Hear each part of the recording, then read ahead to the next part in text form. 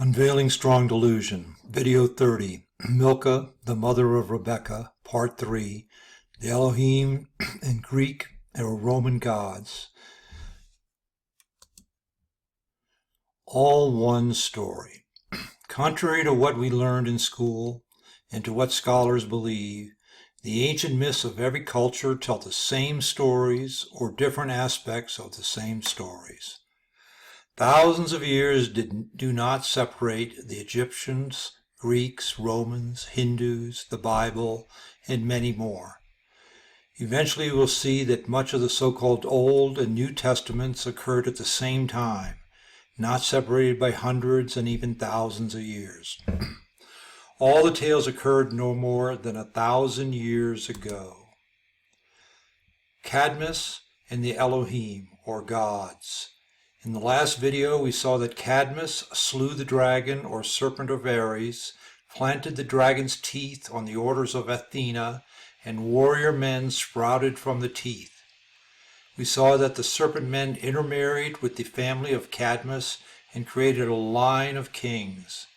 Cadmus lived not thousands of years ago, but around what we call the 10th to 12th centuries AD, perhaps later. His line became the Plantagenet kings of Egypt, the planted or sprouted men, genetically mixed with the serpent or dragon. The Greek gods and the Elohim. Translators of the Bible almost universally translate the Hebrew word Elohim to mean God in the singular. They translate Yahweh Elohim as Lord God, singular. The term God comes from the translators and tradition, not from the Bible. The term Lord God for Yahweh Elohim comes from the translators, not from the actual word meanings. Elohim plural, Eloha singular. Strong's Hebrew 430 translates Elohim to mean God or God. The im suffix indicates the plural in Hebrew. It also refers to Elohim as the plural of Aloha from Strong's Hebrew 433. In a future video on Hebrew cognates in other languages, we will return to Aloha. Now, cognate just means the same root word, like the German word ist and the English word is. Polytheism, monotheism, and monolatry. Monotheism means belief in only one God. Polytheism means belief in many gods. Monolatry means worship of one God while believing in the existence of other gods. Most biblical scholars and believers in Judaism and Christianity and Islam see the so-called Abrahamic religions as monotheistic. The Bible does not support monotheism, but does support monolatry. The Bible turned the polytheism of the Greeks into monolatry. In the Bible, one God insisted that his followers worshipped him to the exclusion of the rest of the gods. No other gods before me. The King James Version of Exodus 22:3 says, I am the Lord thy God, which have brought thee out of the land of Egypt, out of the house of bondage. Thou shalt have no other gods before me.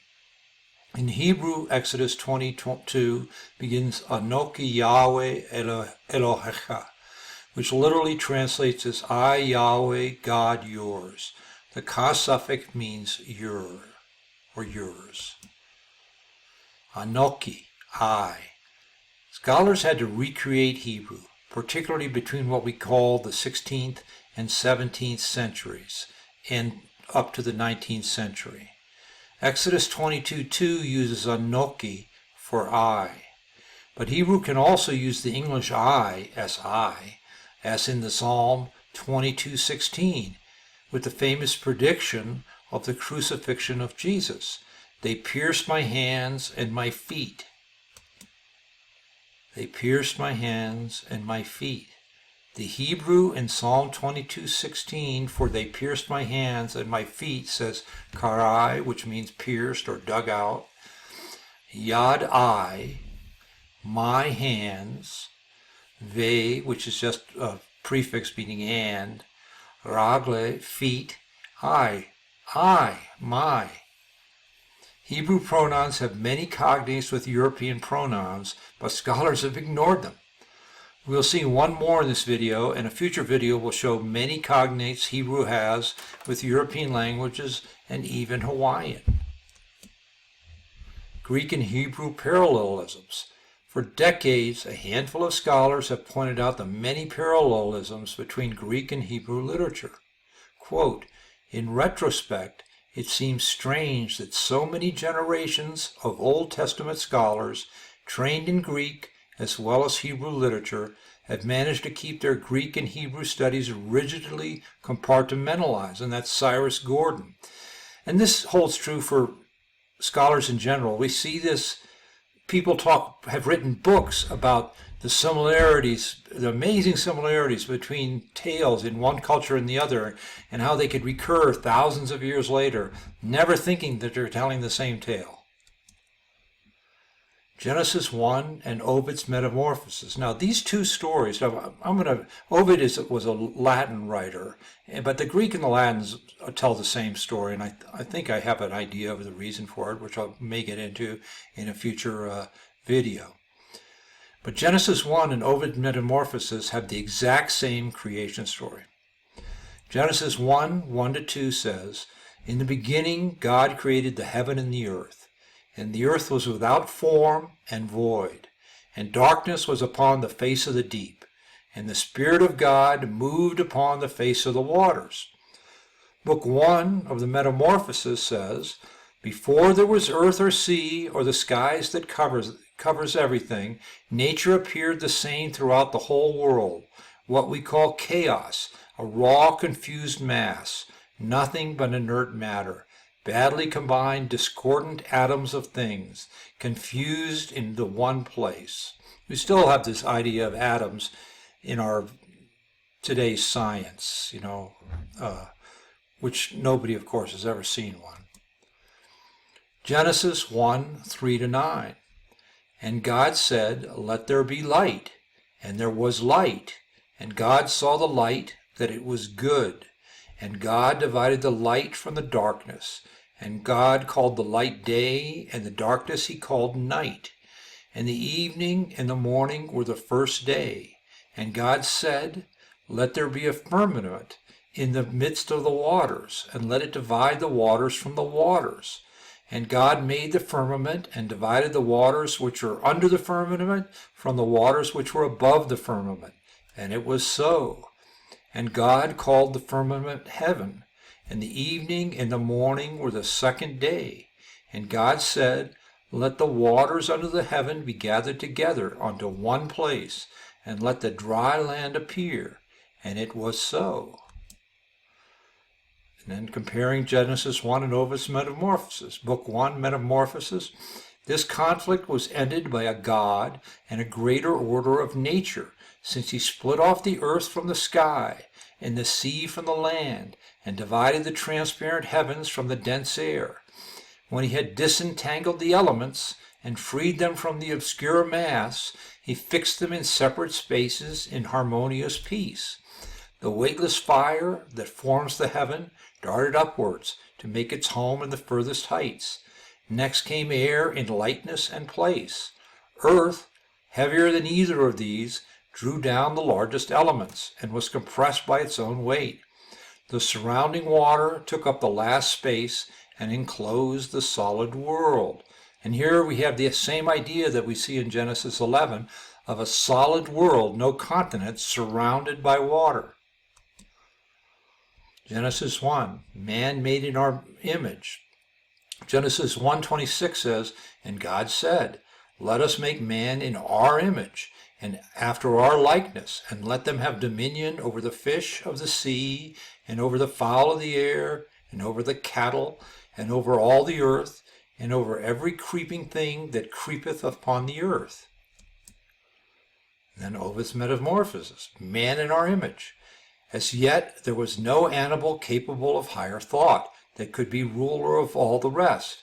Then humankind was born, either from the Creator God, source of a better world, seated it from the divine, or the newborn earth, just drawn from the highest heavens, still contained fragments related to the skies, so that Prometheus, blending them with streams of rain, molded them into an image of the all-controlling gods.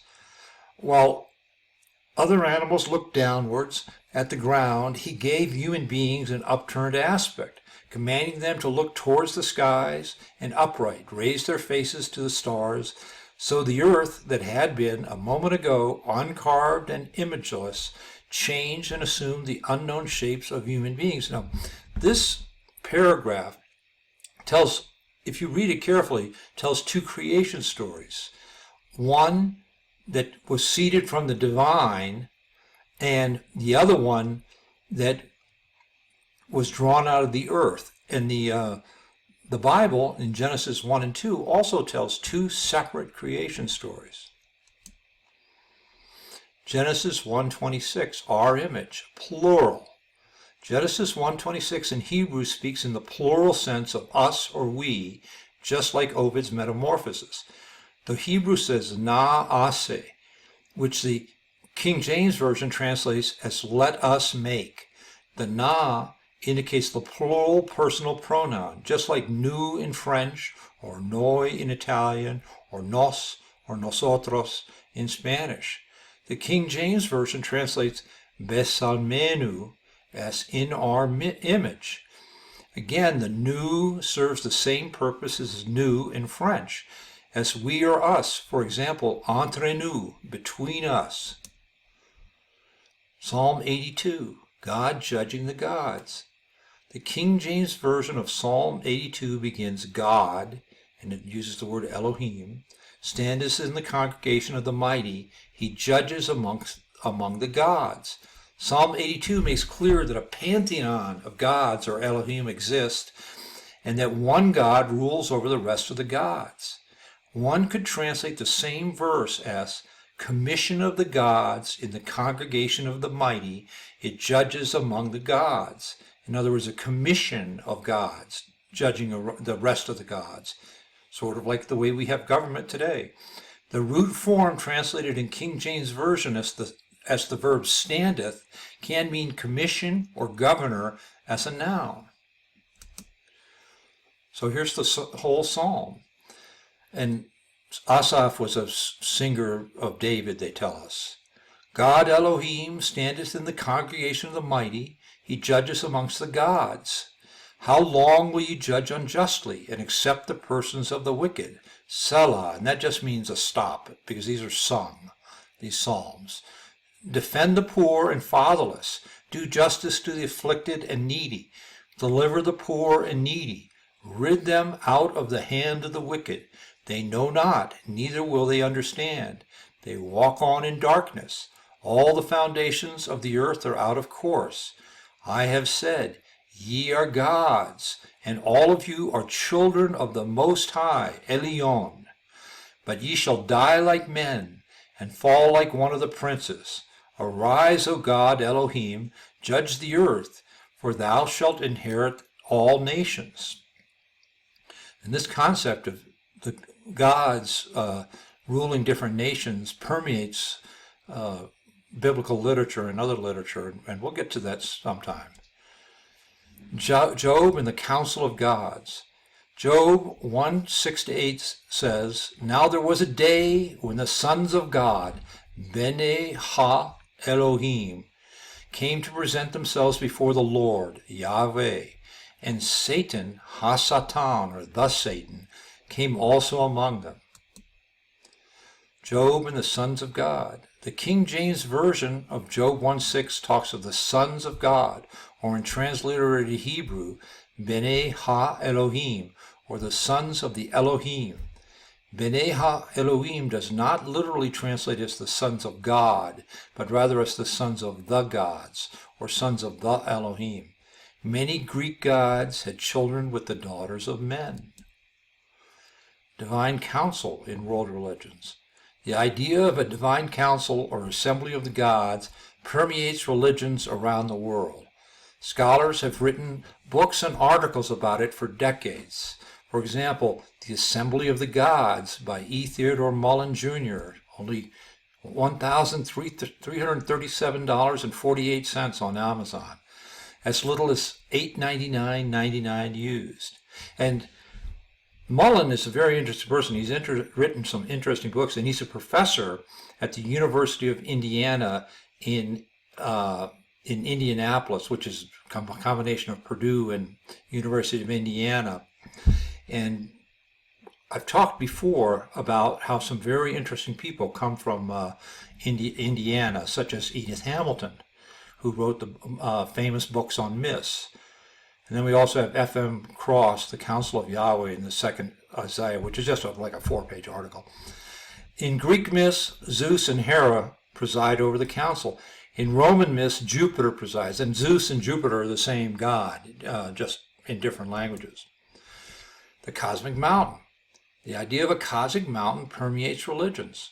The Greek and Roman gods lived on Mount Olympus. Moses met Yahweh on Mount Sinai, Exodus 19. In Hindu mythology, the golden Mount Meru lies at the center of the universe. Chinese mythology has multiple sacred mountains. Muhammad received his first revelation on Mount Hira. Genesis 6 and the sons of God.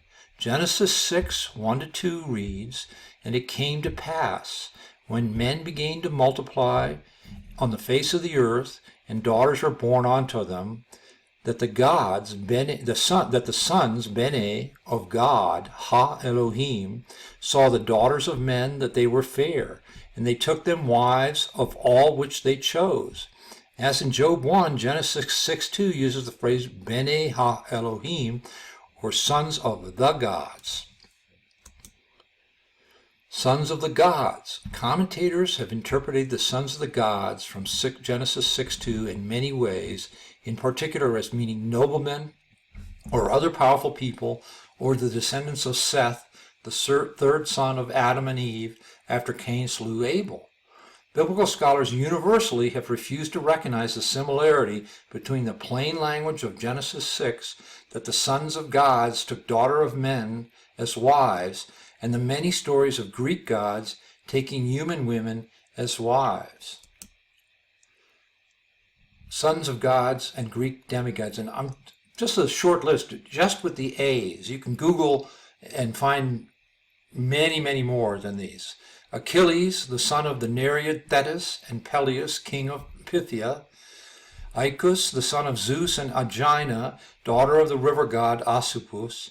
Aeneas, son of Aphrodite and prince Anchises. Agenor, son of Poseidon, and Libya, the daughter of Epaphus, king of Egypt. And whenever you see the P and the F, you can use the P letter, you can use the F. And so if you had Epaphus, that could be derived from the word Epha for snake. Amphion, son of Zeus and Antiope, the daughter of the Boeotian river god Asopus. Arcas, son of Zeus and Callisto, either a nymph or the daughter of King Lycaon. And that's the other thing about these myths. A lot of versions of the same stories.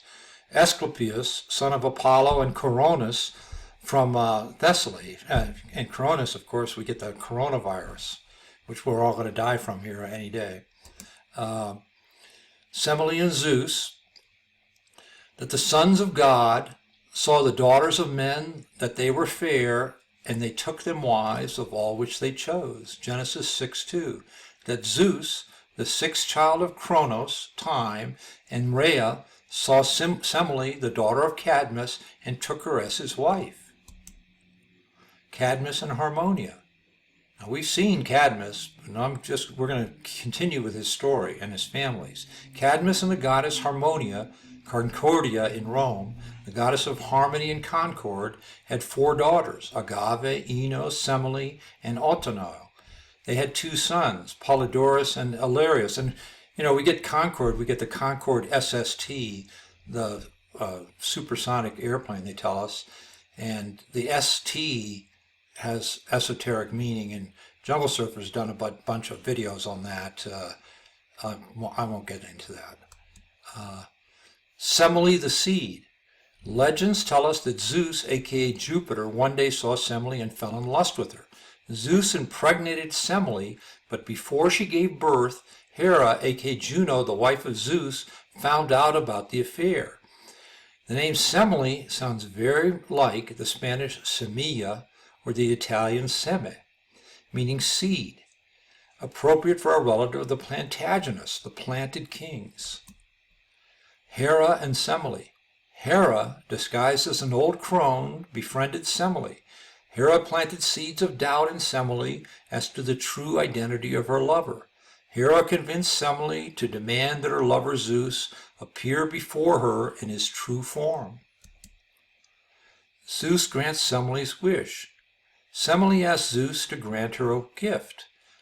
Zeus promised to grant her any wish. Semele asked Zeus to show his real self to her.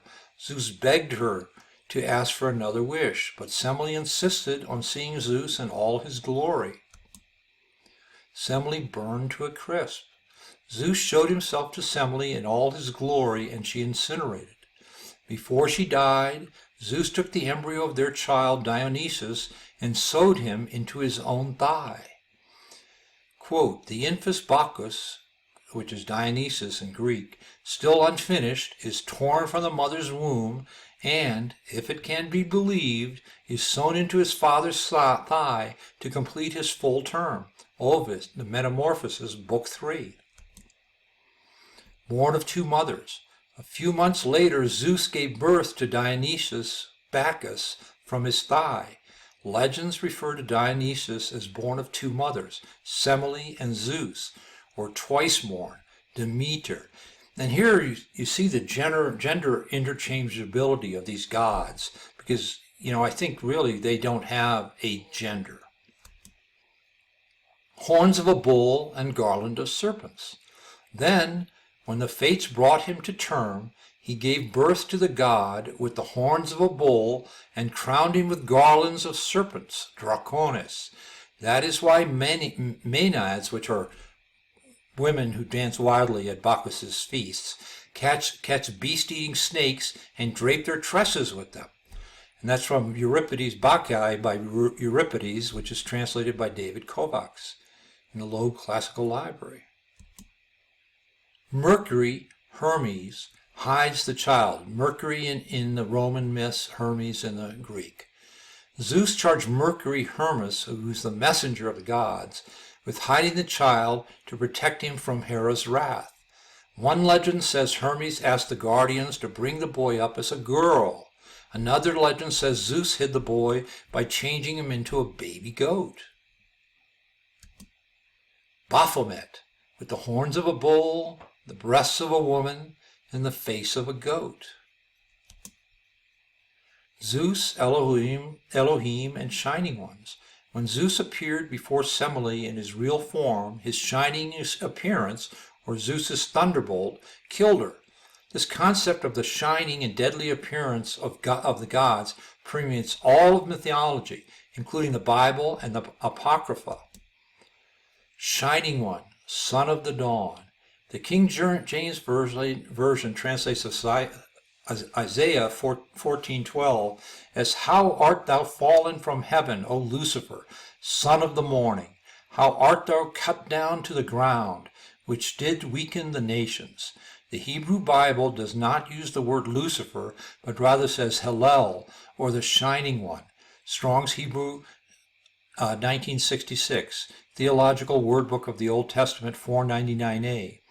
Lucifer comes from the Latin Vulgate and can mean shining one in Latin or shining snake in an occult polyglottal reading. And it's interesting that the Latin Vulgate, according to scholars, predates the earliest Hebrew versions of the Bible that we have.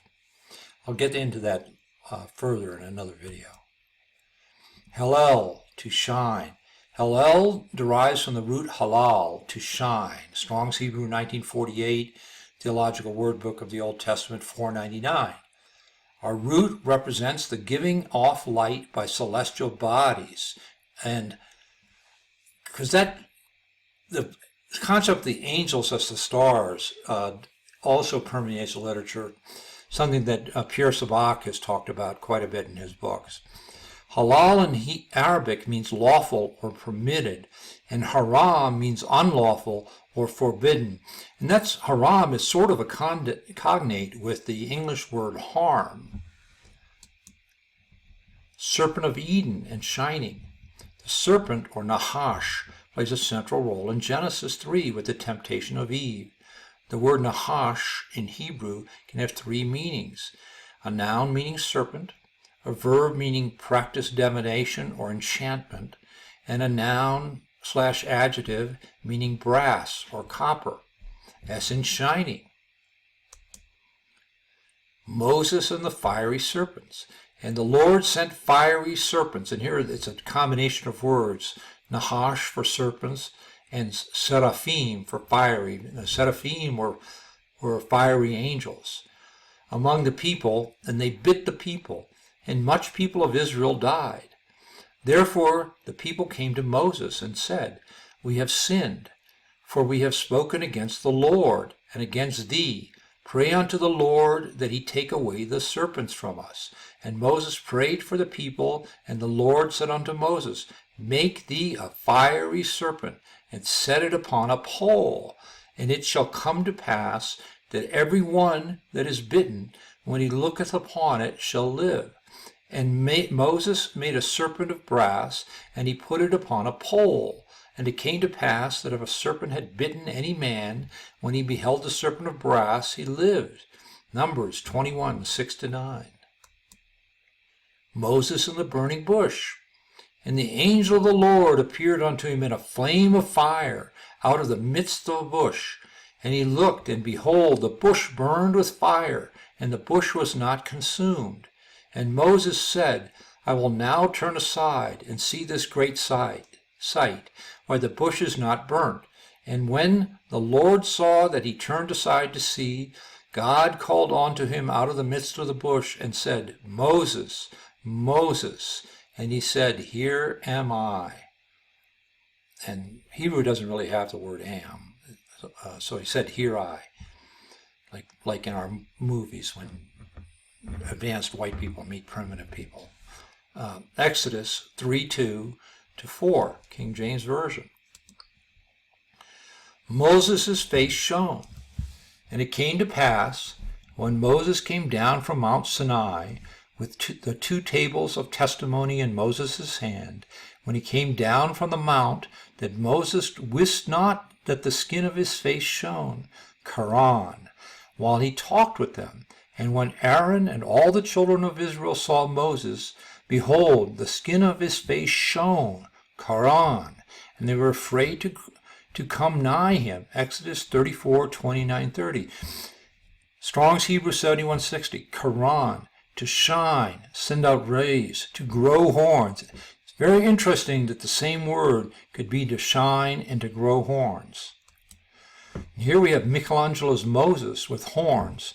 I saw this statue as a child, and this is one of the most amazing things I ever saw as a child. It looks like a real live being, like he could stand up and talk to you. And look, he has horns on his head.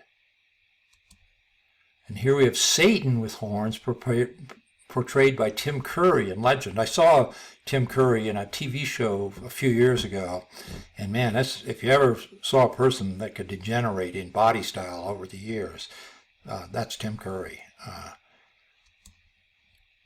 Quran, to shine, Quran, Koran. Strong's Hebrew, the Quran is to shine, to send out rays, to grow horns.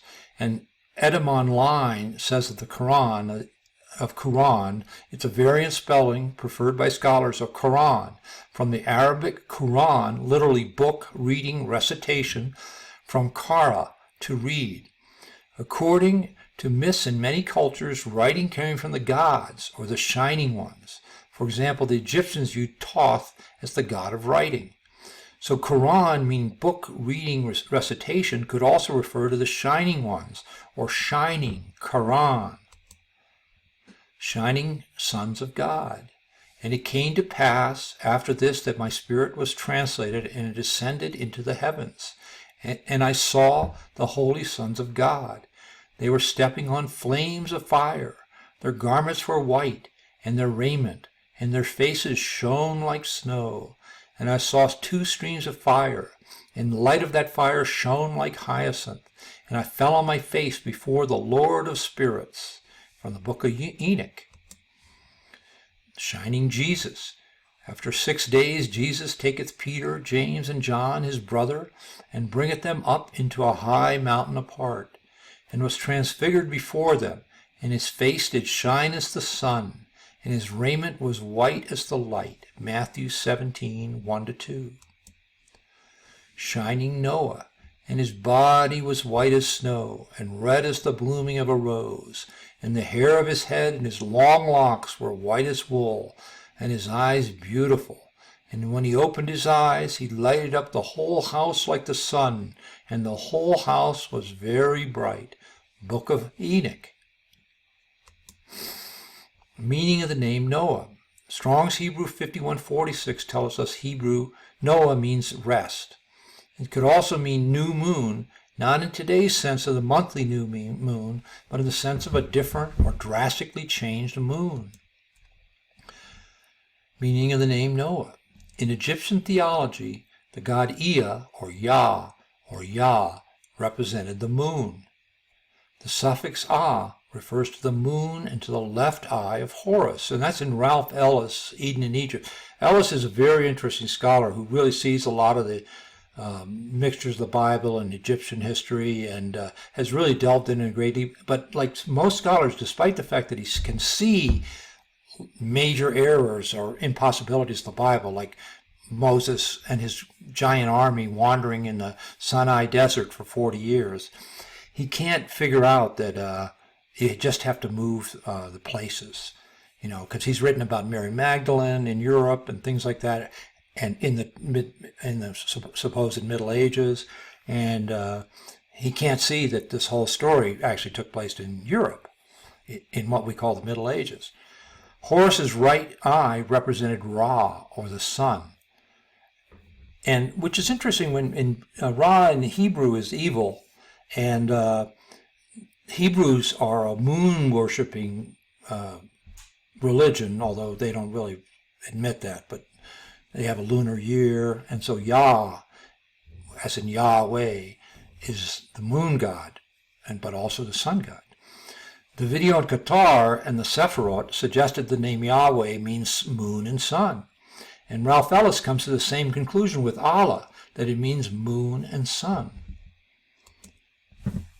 Gouged out left eye. Legends say after Osiris's death, Horus and Seth fought for the throne, and Seth gouged out Horus's left eye, or the moon. Either Hathor or Thoth restored most of the moon, or left eye of Horus. Today the left eye winks on and off in regular fashion. And, many people have made videos on the just amazing amount of covering your eyes symbolism that we see out of politicians and Hollywood actors and artists and things like that. Horus the falcon. The falcon represents Horus, the god of the hours, with his eyes telling our time. We will see that an important figure close to Moses has the falcon as his hidden name. That identification will identify the Roman version of Moses and correct a major error in our current geography. And it'll also tend to show that the Romans were somebody else besides the people we think of as in Rome, Italy. The flood and the moon. Video 17, Qatar and Sephirot, suggested Noah could mean the new moon. Could the flood have done something to the moon, turned it from a second sun to a defective device that goes on and off in regular cycles? Genesis 7:11. In the 600th year of Noah's life, in the second month, the 17th day of the month, the same day were all the fountains of the great deep broken up, and the windows of heaven were open. Today, 7/11 has become 9/11, or September 11th, the 11th day of the 7th month. And we'll see when we have the video on cognates that this 600th year of Noah could actually mean the 46th year of his life. And it's a pretty easy way to linguistically to see that. And here we have supernova 1054, the Crab Nebula, which I showed in video 1. Now, I have a feeling that this may represent when the windows of the heavens opened and the flood came through there, and that we can see through there the waters above. Did the flood happen in September? Try to remember the kind of September when life was slow and oh so mellow. The Jewish New Year starts in September. Jews celebrate Yom Kippur, or the Day of Atonement for sins against Yahweh, in September. Genesis 7:11 says the second month, but the Jewish year did not exist at the time of Noah. 2 plus 7 equals 9. Thank you for watching. The next video will finish the story of Semele and how her child, the son of Zeus named Dionysus or Bacchus, became the god of Thebes or Greece or Egypt. The video after that will finally arrive at Milcah, the unspoken of ancestors, whose face almost everybody today can recognize under a different name. Permission to copy and translate. The author permits any human being to copy and rebroadcast this video in whole or in part. The author permits any human being to translate this video into any language.